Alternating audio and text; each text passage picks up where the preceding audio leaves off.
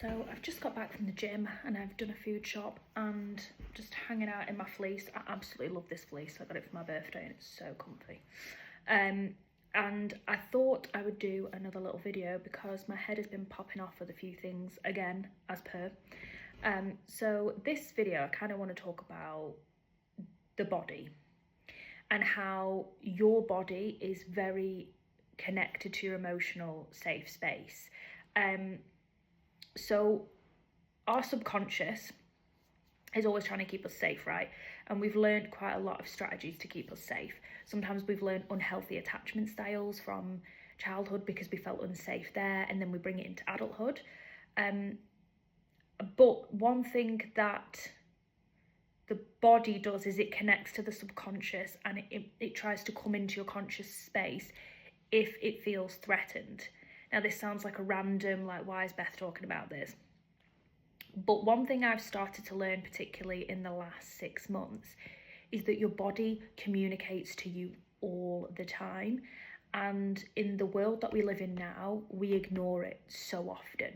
So this applies to anything in your life. So it could be romantic relationships, friendship, career, financial decisions, whatever it is. Anytime you make a decision, you might be making it from your conscious mind. This is a safe choice. This is the right choice. But your body will tell you if it's the right choice. I know a lot of people think, am I on the right path? Am I doing the right thing? Was that the right decision? Now, your nervous system will tell you. It might start subtle and it might get more loud and aggressive if it's being ignored, but we're all guilty of it. I'm guilty of it. If you've ever hit burnout, which is a really common thing now that people are experiencing, that is you directly ignoring your body. But I want to explain it. So a lot of people are like, listen to your body's giving you cues if you're under stress. That's fine.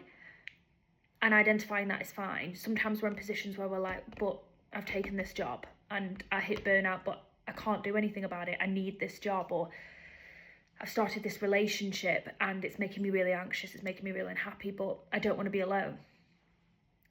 What your body is doing is telling you, communicating to you that something is misaligned, something is not for you.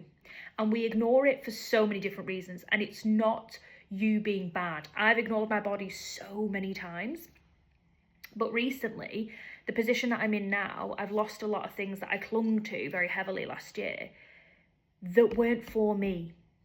And now I'm in this space where I can identify the difference because I have the direct contrast. I'm moving into a path that is for me because my body is relaxing.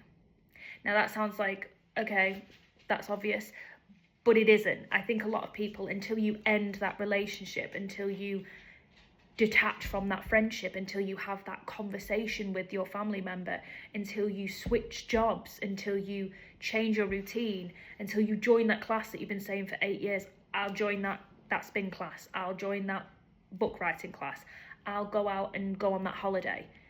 When it is aligned, you'll feel excitement and you'll feel peace at the same time.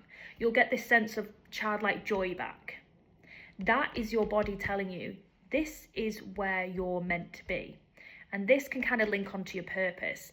I was thinking about this the other day. Some people don't really know what their purpose is, but they're desperate to find it. And I think some people are very self-aware of what their purpose is or what lights them up, and so they gravitate towards that naturally. If you don't have a clue what your purpose is, the best way to start is to lean into the things that excite you or make you feel joy, and basically close the door on anything that makes you feel stressed. So you start this job, 6 months down the line, you hate it. You're getting the Sunday scaries, you're getting tight-chested, you dread speaking to your colleagues. That is your body telling you, this place, this space is not yours. So when you start realizing that, you can start saying, even, I know it's scary, and even when it's difficult, like, oh, this job isn't for me. Well, that's terrifying because I've just taken this job on. You can go and look for another job. You know, if this person that you've been dating for 6 months makes your hair start to fall out, makes you have gut problems, makes you have sleep problems, makes you so anxious, even though you might have deep, deep feelings for them, they're not your person. And then maybe that relief when you end that relationship, or that relief when you say, oh, I don't want to be friends anymore, or you detach in some way, that calm and that relief is your body saying, see, it wasn't for you. So the more you lean into what is for you, and the more you close the doors on the things that make you anxious, then weirdly you start circling nearer to your purpose by default. But one thing I thought about the other day is that we're all kind of desperate to find our life purpose, and we're all desperate to find out what it is we were here to do and have that moment of all my dreams coming true. That is a lifetime journey. So when you come down to earth, people might not believe this, but you've created a bit of a contract here on earth, and there's things you need to achieve, there's things that your soul needs to kind of complete. But that is throughout your entire lifetime. You're not expected at 25, at 30 to know what your purpose is and to have completed it. You're meant to have the life experience, you're meant to grow and learn. So my best advice would be, from someone who has actually seen the effectiveness of it, lean into what feels good. And another caveat to this, if you have like a routine and it's starting to feel a bit like, ugh, I hate doing this, I don't want to do this, I'm dreading this, you need to inject some joy into your routine. There's things we have to do every day of our lives. We have to go and, food shop and go to work and things like that. But when you start having like a joy, like wonder for things that you like to do, what do you like to do? Oh, I really like to read books, or I really like to join classes, or I really like to go to the gym, whatever it is. When you find that you inject into your routine joy and have one moment in your day where you say to yourself, I want to do something just for pleasure, then you're starting to tell your brain, the good things in my life, I want more of that. And that it's bringing more of the things that light you up into your life, which is directly related to being on your life path. You're getting more of what's good. So listen to your body. What's bad isn't for you. What makes you feel ill is not for you. What lights you up, what makes you excited like a child again. Like if there's a course and suddenly like, oh, I always had an interest in learning about archaeology. I always had an interest in learning how to roller skate. I always had an interest in this, but I just put it off because life got in the way.